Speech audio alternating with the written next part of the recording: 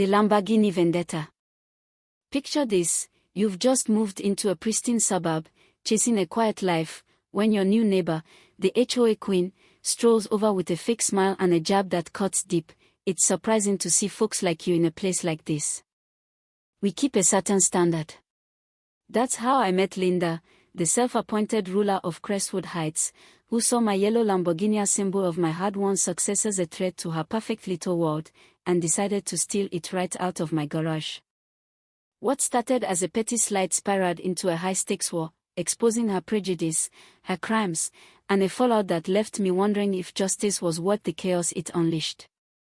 My wife, Rachel, and I didn't come to Crestwood for its cookie-cutter colonials or manicured lawns. We came to escape. I'd spent a decade building a tech company from a garage startup to a market leader, fueled by late nights, brutal deals, and a kid's dream of a supercar.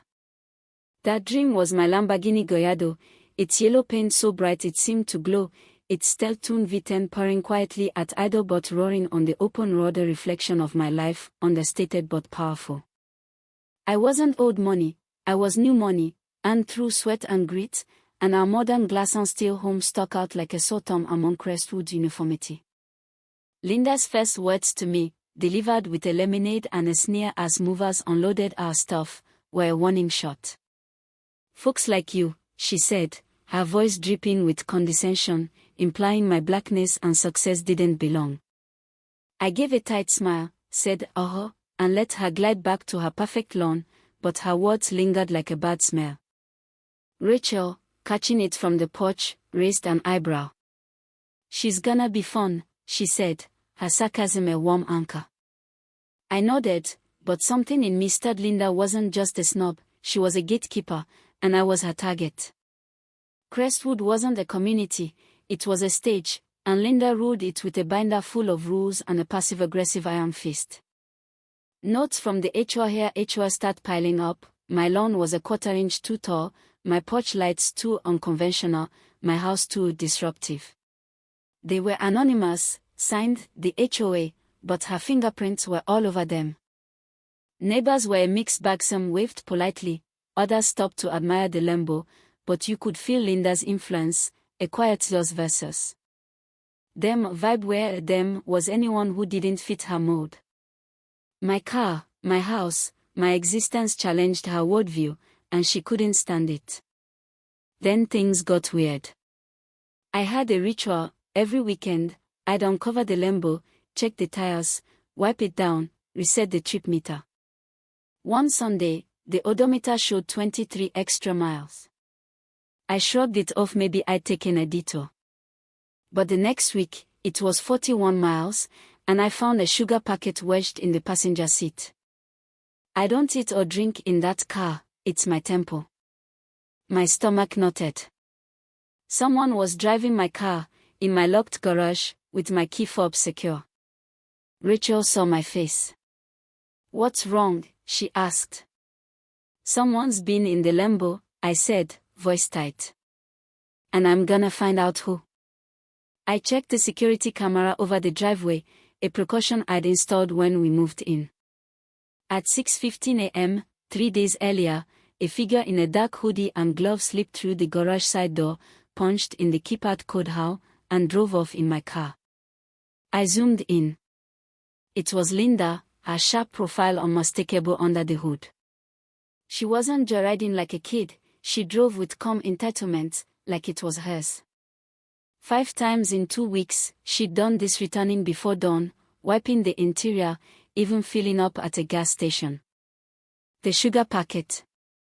Probably from one of her coffee runs in my car. I called the dealership. A new key fob required the car and proof of ownership, but a work order from 2 weeks ago, submitted by a luxury concierge service, claimed I'd authorized a replacement. The service's local manager, Linda's husband, Greg. They'd forged a power of attorney with my signature, likely lifted from HOA paperwork, and had a tech program a key while I was at work. It wasn't just theft, it was a calculated conspiracy, rooted in her belief I didn't deserve my success. I turned my office into a war room, backing up footage, logging mileage, saving the forged document. I called my lawyer, Mike, a no-nonsense guy who'd handled my company's contracts. "This is wild," he said, almost impressed. "You've got her video, audio, fraud. But don't tip her off. Let her think she's in control. Catch her in the act, then call the cops. Her arrogance is her weakness." I added an audio camera in the garage and a hidden mic by the front door, waiting for her next move. It came on a Friday evening. I pulled into the driveway after a late meeting, suit still on, and saw the garage door open. There was Linda, casually dusting the Lambo's dashboard, key fob in hand, like she owned it. I left my car running, headlights spinning her like a spotlight, and walked up, arms crossed. "Enjoy your drive?" I asked, voice low. Her duster dropped, her face pale, then flushed with rage. "You're spying on me," she shrieked. "This is my car, Linda," I said. "You forged the key, stole it for weeks." "For what?" "Your son's prom date." Her sneer returned. "It was one night, for his pre-prom dinner.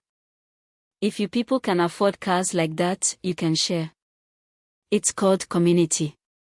The racism was raw now, her entitlement a force. "Sharing's when you ask," I said, pulling out my phone. "This is grand theft auto, a felony. Drop the key and walk away, or you're done." She stormed off, hissing, "You wouldn't dare," already dialing the police to spin her story. An hour later, sirens lit up the night. 2 cruisers pulled up, and Linda met them on her porch, fake tears and all, pointing at me. "He threatened me, officers.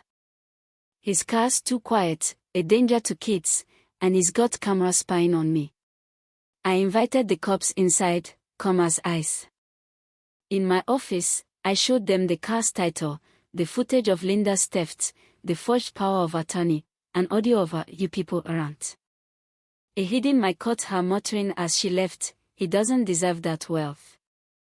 People like that never do." The officers' faces hardened.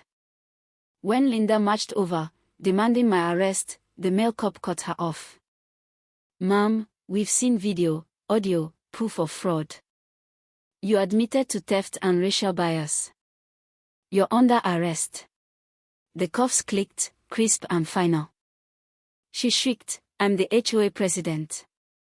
My husband's a businessman," but they led her to the cruiser as neighbors watched, some shocked, others nodding like they'd waited years for this.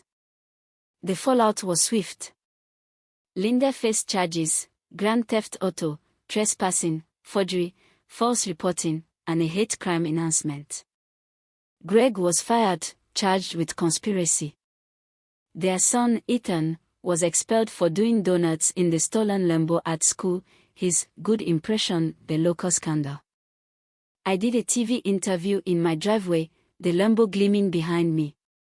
"She thought I didn't belong," I told the camera, but she miscalculated. I uploaded a video. Linda stole my Lamborghini, so I sent her to jail, with footage, police lights, and a pulsing soundtrack. It went viral, millions of views, a symbol of fighting prejudice with evidence. But the internet's a beast. A Justice for Linda group popped up, calling me a bully who used words to crush a concerned mom. They doxed my address, sent cat food to my house, slashed my sedan's tires. Rachel was shaken. "Was it worth it?" she asked, eyes tired. I didn't answer. Couldn't. Then Ethan escalated. Expelled and humiliated, he turned his rage online, ranting on darknet forums about my security, my schedule, my lawyer's advice. His post drew sharks professional thieves who saw my viral fame as a jackpot. My company's cybersecurity flag targeted phishing attempts. A drone with thermal imaging scanned my house one night. They tried a break-in, using liquid nitrogen to freeze my biometric locks, but my hardwired backup system and a panic button stopped them. Cops caught them blocks away, and they ratted out Ethan, whose encrypted chats and crypto payment exposed him as their informant. Detectives hauled him out in cuffs, his dad a broken man on the porch, watching another family member fall to their own venom. Crestwood changed. Some neighbors offered support, others avoided me, scared of the spotlight. I had the Lambo detailed, erasing Linda's trace, and upgraded security biometric scanners, AI cameras. The car's pair became a roar with a new exhaust, a defiant middle finger to Linda's too quiet complaint. But peace. That was gone. My victory made me a target, my home a fortress. Justice felt good, but the co-doxing, threats, Ethan's reckless spiral haunted me. Did I go too far, turning a personal fight into a public spectacle? Or was exposing Linda's prejudice the only way to stop her?